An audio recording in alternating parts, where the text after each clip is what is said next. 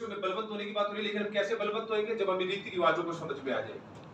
हम रीति रिवाजों को छोड़ देंगे तो हम परमेश्वर में क्या हो जाएंगे? बलवंत हो जाएंगे। कई बार हम बहुत प्रार्थना तो करते हैं, चर्च भी आते हैं, वचन भी पढ़ते हैं, हम उपवास भी करते हैं, लेकिन ये सब कुछ करने के बाद भी हम रीति रिवाज भी कर लेते हैं साथ साथ में। ऐसे हम कभी बलवंत नहीं होते। हम सोचते हैं कि चलो हम दुआ प्रार्थना करते हैं, हम चर्च भी जाते हैं, हम तो बहुत सारे अच्छे काम भी करते हैं, पास्टर जो बोलता है वो करते हैं, लेकिन उसके साथ साथ हम और भी तो कर रहे हैं जो पास्टर को पता नहीं। क्या? रीति रिवाज, तौर तरीके, दुनिया की परंपराओं को पालन करते मानते हैं। तो जितनी प्रार्थना, आराधना, उपवास, प्रभु के साथ चलना वो हमने किया, तो यहाँ पर जब दुनिया के साथ हम उन कामों में शामिल हो जाते हैं तो सब कुछ बेकार हो जाता है। ऐसे व्यक्ति कभी ग्रोथ नहीं कर सकता, कभी बढ़ नहीं सकता, कभी बलवंत नहीं हो सकता, कभी प्रभु में आशीषित नहीं हो सकता, क्योंकि उसके जीवन में बंधन है ये रीति रिवाज जो उसे आगे बढ़ने से रोकते हैं, जो उसे परमेश्वर की आराधना करने से रोकते हैं, जो उसे परमेश्वर का वचन का प्रकाशन प्राप्त करने से रोकते हैं और परमेश्वर में बलवंत होने से रोकने वाली ये चीज रीति रिवाज है।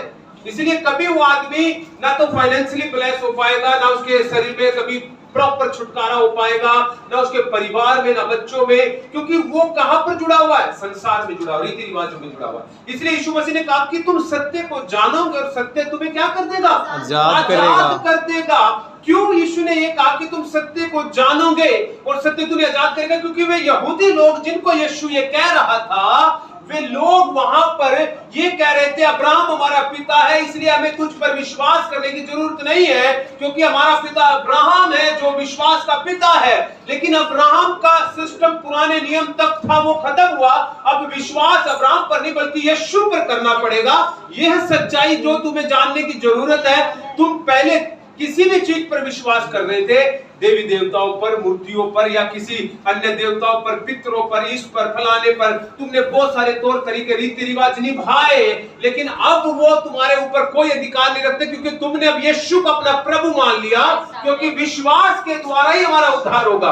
अब विश्वास यीशु पर करना है। इसलिए यीशु मसीह कह रहा था अब्राहम नहीं, अब यीशु है जो अब्राहम से भी बड़ा है। Hallelujah, hallelujah. जो आमीन, सुलेमान से भी बड़ा है। वो कौन है? वो यीशु है। जो मंदिर से भी बड़ा कौन है? यीशु है। जो सबत के दिन से भी बड़ा कौन है? यीशु है। इसलिए यीशु मसीह ने इन बातों पर फोकस दिया और लोगों को ऊपर जोर डाला कि सुनो, सबत के दिन से भी बड़ा कौन है? यीशु है।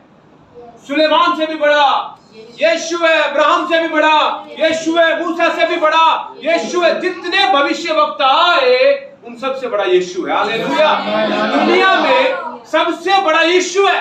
अगर आप यीशु पर विश्वास कर लिया तो फिर आपका छुटकारा हो गया। इसलिए यीशु ने कहा तुम सत्य को जानोगे और सत्य तुम्हें क्या कर देगा? आजाद, स्वतंत्र कर देगा, तुम्हें बंधनों से छुड़ा देगा। पर यीशु कह रहा है यदि तुम सत्य को जानोगे तभी होगा। अगर तुम सत्य को जानना नहीं चाहते हो, तुम दुनिया की बातों में रहना चाहते हो, तुम दुनिया के तौर तरीकों में रहना चाहते हो, तुम अपनी मनमर्जी में आज भी जीना चाहते हो, तो फिर मुश्किल है कि तुम आजाद हो जाओ। इसलिए तुम्हें सत्य को जानना, हालेलुया, सत्य को जानना पड़ेगा, खोजना पड़ेगा, ढूंढना पड़ेगा। प्रभु मैं अपने जीवन को कैसे ठीक करूं, अपनी कमियों को कैसे ठीक करूं, प्रभु मैं रीति रिवाजों को कैसे छोड़ दूं, प्रभु मैं आगे कैसे बढ़ूं।